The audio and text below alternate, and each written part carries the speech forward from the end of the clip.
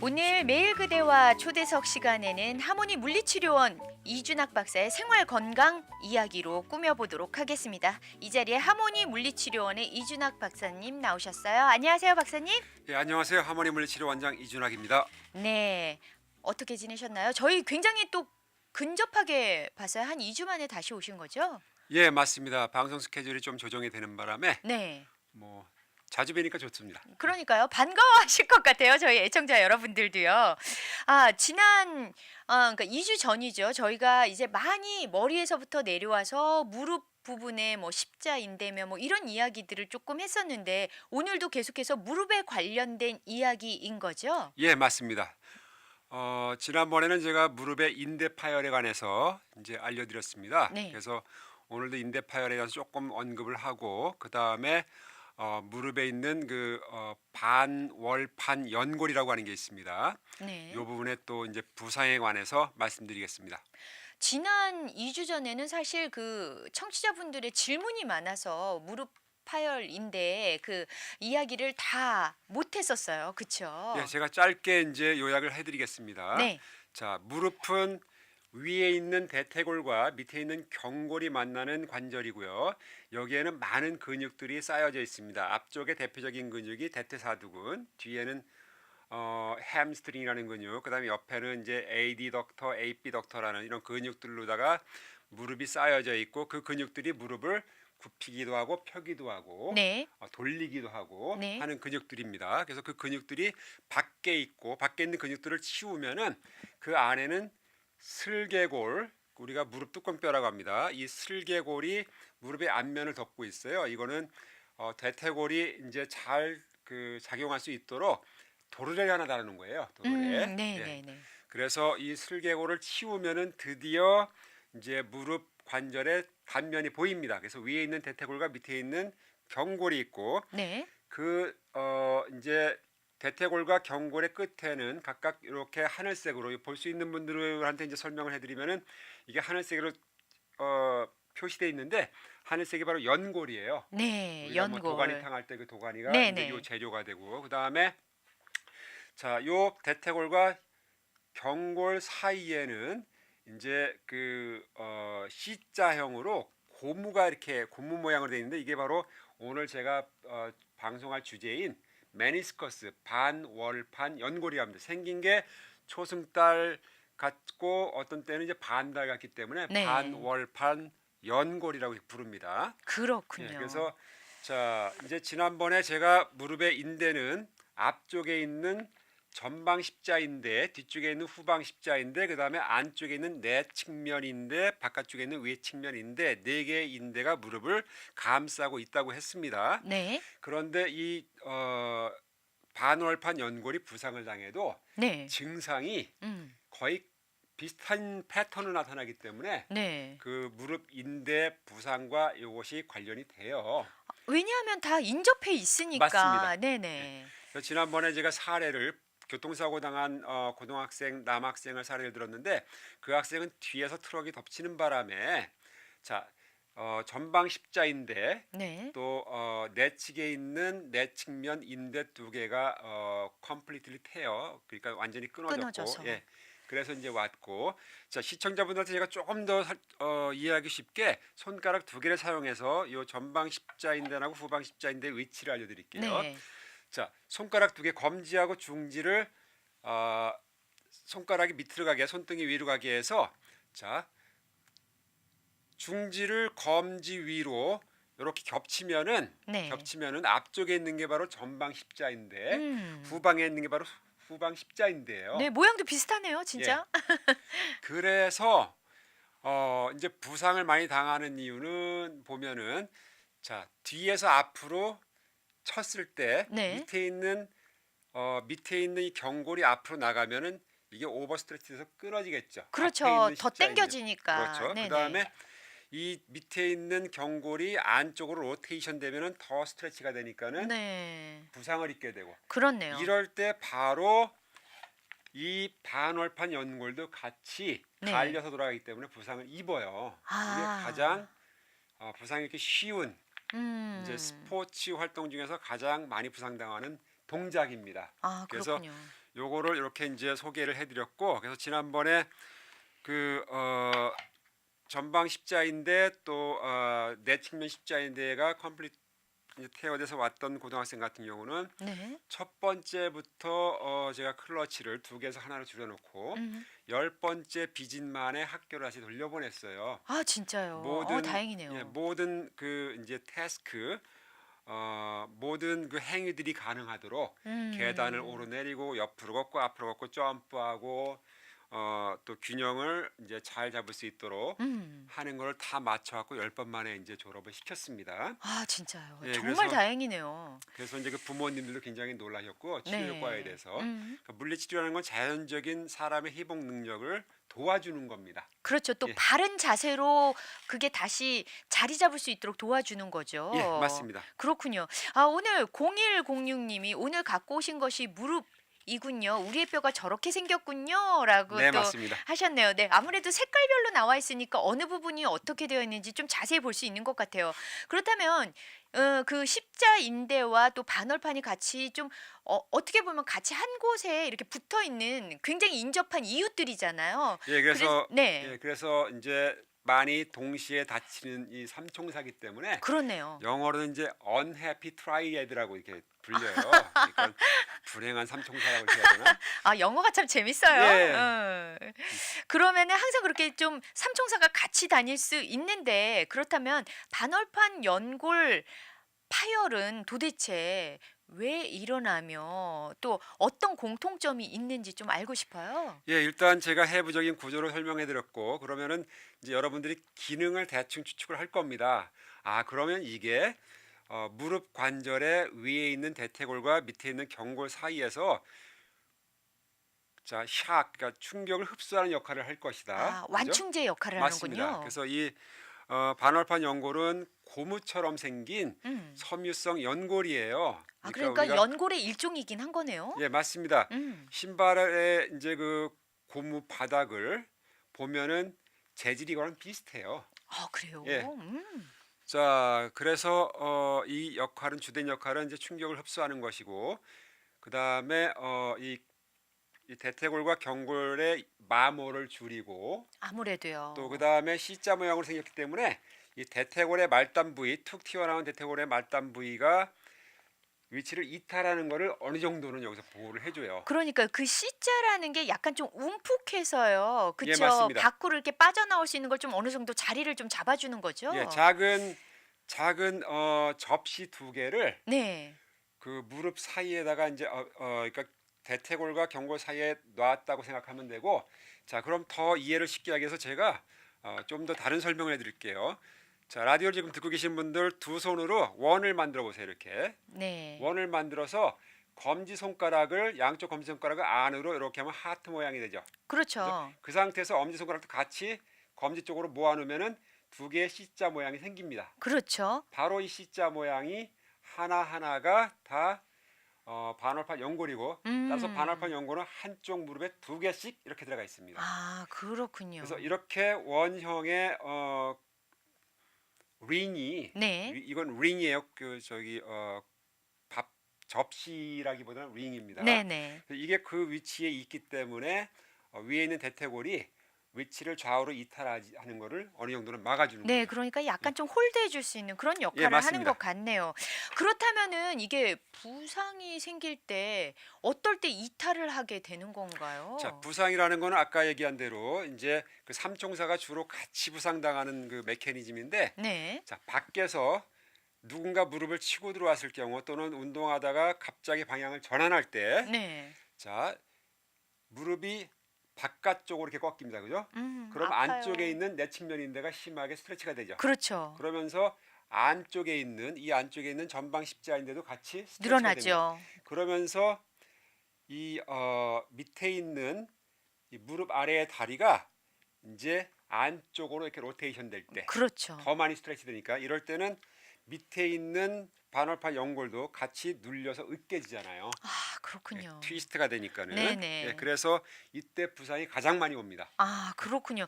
그렇다면은 스포츠를 좀 격렬하게 하시는 분들 중에서 이런 사고를 많이 당할 수 있을 것 같아요.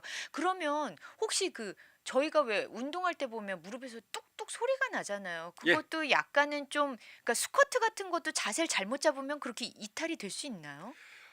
예. 이제 우리가 영어로 팝이라고 하는데 팝 어쩌다가 뚝 하고 소리 나는 것. 네. 이거 팝이라고 하는데 팝의 이유는 여러 가지가 있습니다. 그래서 음. 실제로 무릎 조직에 부상과 관계없이 네. 나는 소리가 거의 대부분이에요. 아, 그럼 예를 들어서 다행이고요. 조인트 이 관절 주머니 안에는 질소가스가 쌓이기도 합니다. 아, 그래요? 예. 그래서 그 질소가스가 이제 어느 정도 쌓이면은 팽창하면서 그 약간의 폭발을 일으키게 돼요. 음. 그래서 그때 이제 팝하는 소리가 들리는 게 대부분이고 음. 통증과 관련 없는 이 그 팝 소리는 크게 병리적으로 문제가 없습니다. 그렇군요. 예. 네, 그럼 저희요. 노래 한 곡 듣고 전할 말씀 듣고 와서요. 그렇다면은 물리치료, 이 만약에 반월판 연골이 파열이 됐다면 어떻게 시행되어야 되는지 다시 한번 또 알아보는 시간 갖도록 하죠. 네, 여러분은 매일 그대와 함께하고 계신데요. 오늘 3부에서는요. 하모니 물리치료원의 이준학 박사님 나오셔서 반월판 연골 파열에 대해서 이야기 나눠주시고 계십니다. 그렇다면요, 박사님, 반월판 연골 파열이 있는 사람들의 어떤 공통점이 있을까요? 예, 공통점은 당연히 있고요. 네. 이제 아까 제가 스포츠로 인한 부상만 말씀드렸는데 네. 그 이외에도 요 반월판 연골이 이제 부상당할 수가 있습니다. 예를 네. 들면은 너무 그동안 오랫동안 음. 사용을 많이 해서 네. 그러니까는 연세가 많으신 분들한테 이런 문제가 있고요. 그다음에 이제 한국에서는 이게 사실 사회적 이슈가 됐었어요. 뭐냐면은 네. 병역을 면제받으려고 하는 야구 선수들이 네. 옛날에 프로야구 야구 초창기에 이 반월판 연골을 일부러 네. 살짝 수술적인 요법으로 좀 손상을 시킨 다음에 면제를 받곤 했죠. 그게 바로 이 조직입니다. 예. 아, 그렇군요. 아니, 만약에 의도적으로 그렇게 손상을 입히면 다시 원래 원상복귀가 가능해요?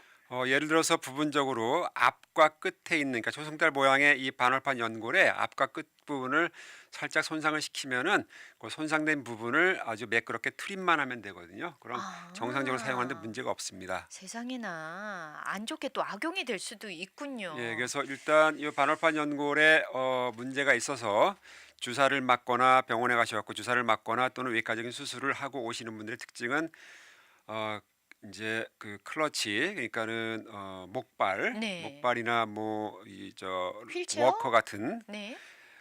윌체어를 탄 분은 없었고요 여태까지. 음. 여기에 의존해서 들어오면서 굉장히 절죠. 무게 중심을 갖다가 한쪽으로 두기 아무래도요. 때문에 네. 절게 되고 이제 걸음이 불편하게 됩니다. 네.